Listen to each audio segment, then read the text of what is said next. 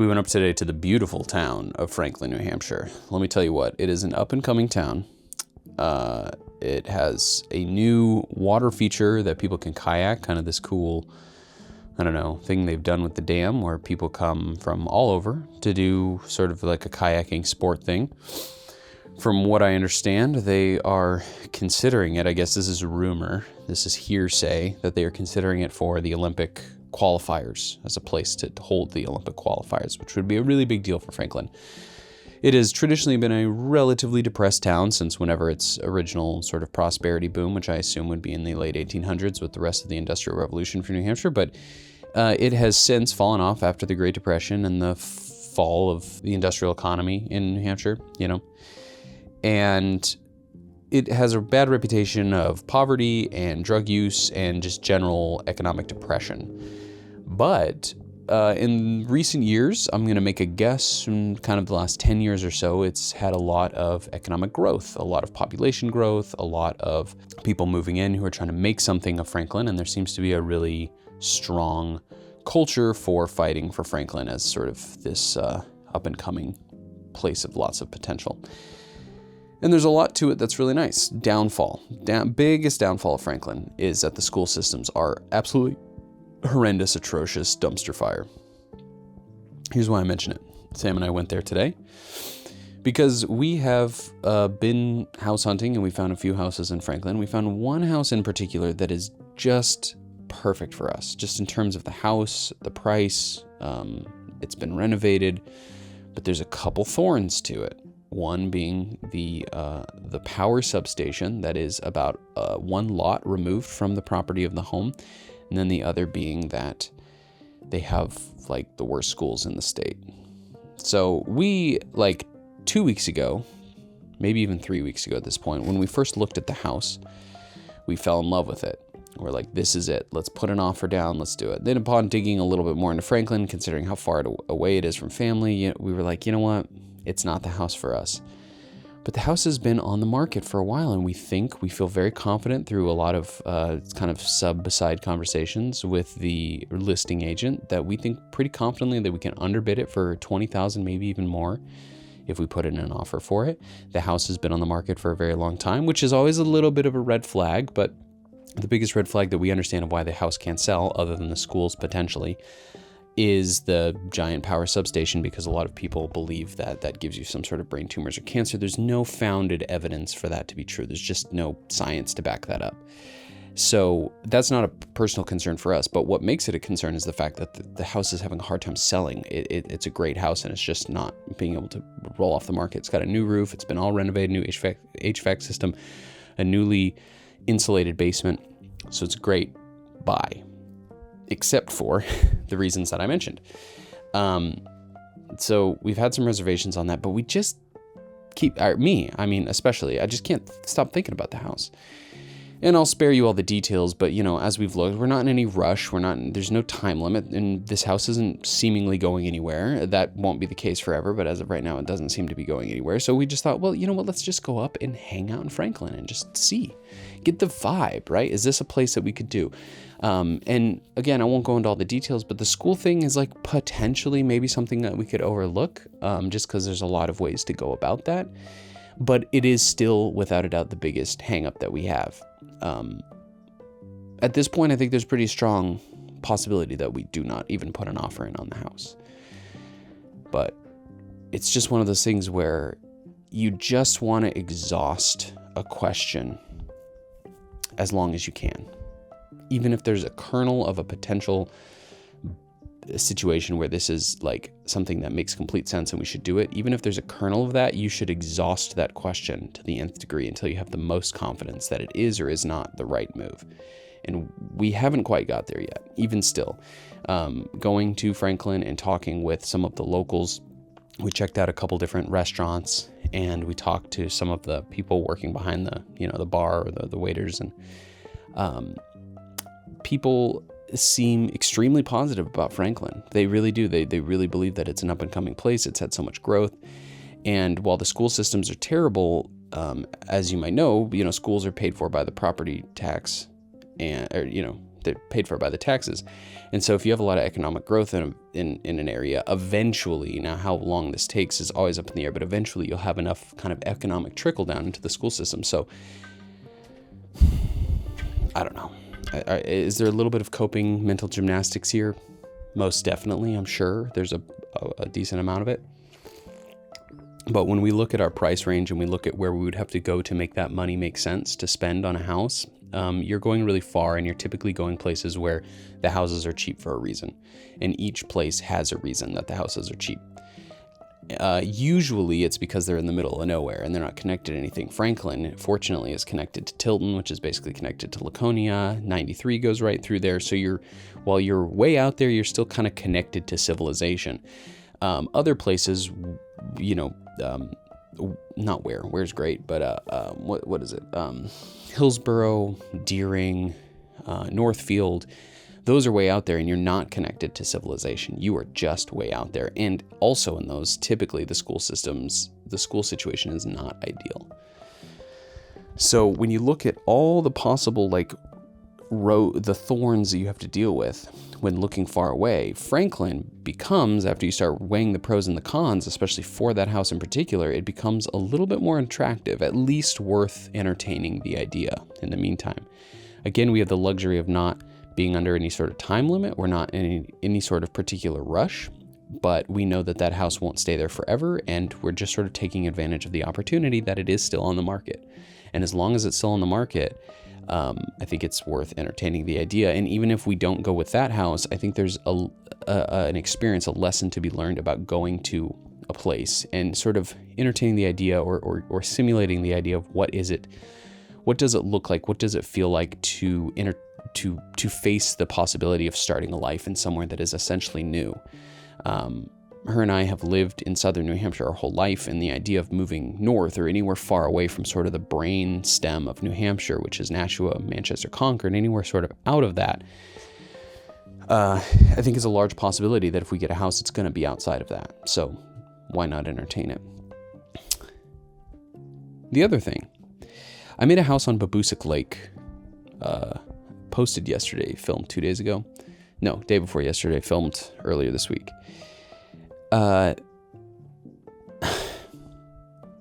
It's been very, very funny to see the comments on that video because, to give you a short summary, Baboosic Lake has a cyanobacteria problem. This is very common in a lot of the lakes in New Hampshire. It's this issue with cyanobacteria. And I did a video on cyanobacteria, specifically with Silver Lake many years ago, because the kind of like talk among the town is that Silver Lake, the common rumor that I hear is that Silver Lake has such a problem with cyanobacteria because there's a lot of sewage dumping out of these old houses because they are grandfathered in and they can't do any of the sewage. And that felt like something that is not the case. And turns out it was not the case. There's two things with cyanobacteria. Cyanobacteria just sort of happens generally whenever a lake gets warm, and Silver Lake is particularly shallow, so the water gets warmer faster, and a lot of lakes, they don't get warm enough in any particular one summer season to generate enough cyanobacteria to be a problem. They don't get the blooms to the amount that creates the toxins that make cyanobacteria dangerous.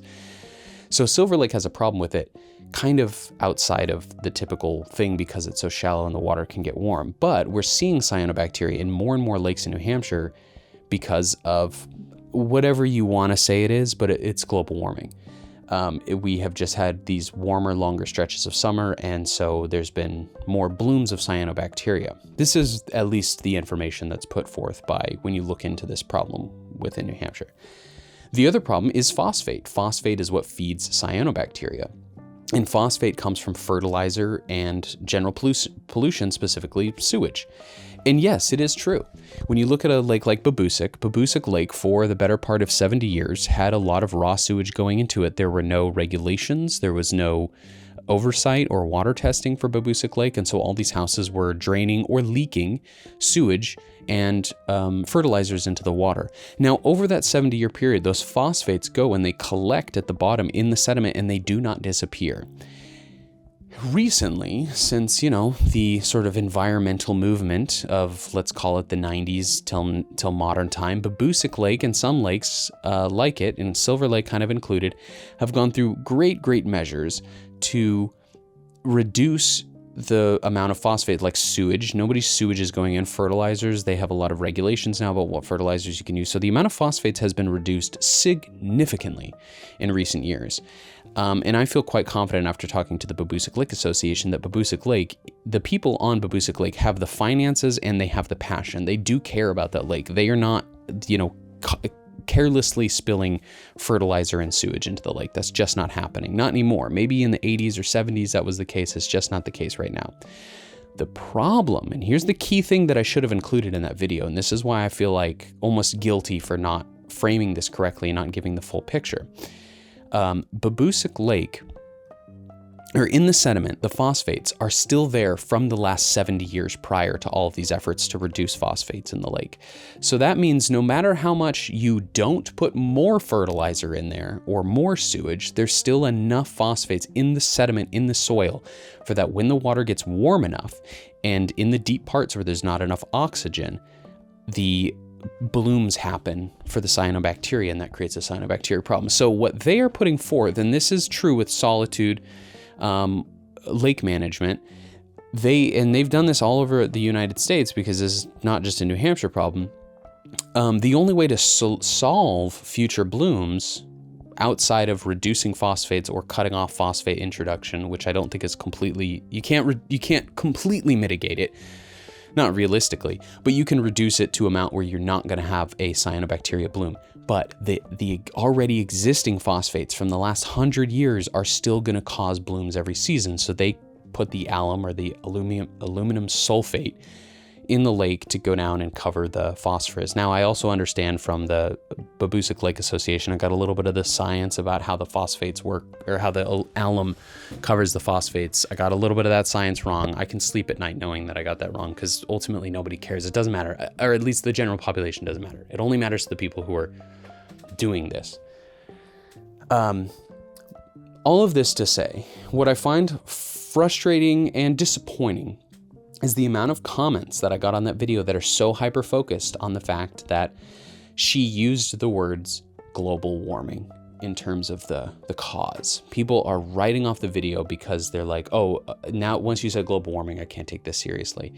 And so then their fallback is, it's not global warming, it's the amount of sewage that you are still dumping into the lake, because I didn't put the caveat in of, I didn't make it clear enough about how it's not about the current pollution. It's all, that is a problem, but that is being relatively well addressed in my understanding.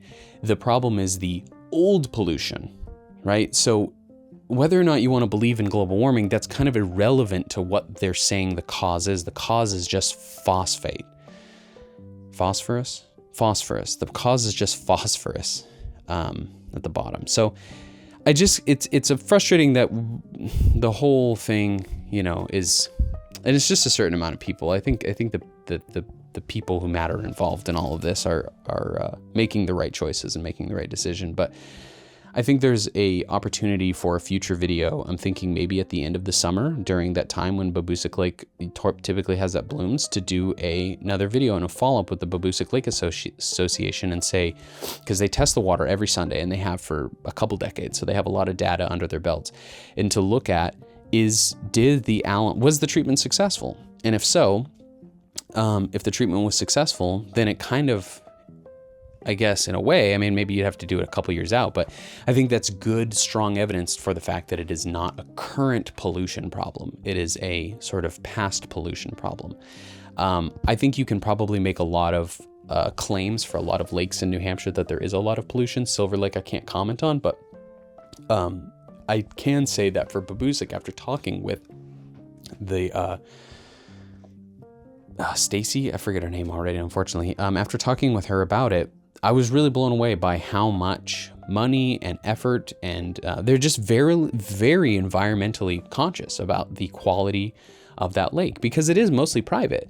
They don't get any assistance, from, like, I don't know, unlike, Silver Lake, which is a state park.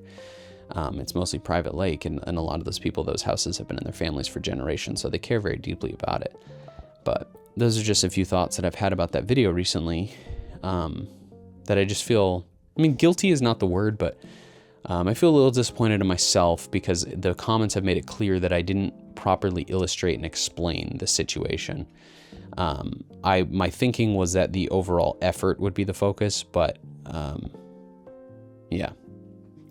I won't lie, I knew that the global warming thing would be sort of a trigger word for a lot of people, but I didn't realize how much of a sort of straw man it would become for the argument against this treatment.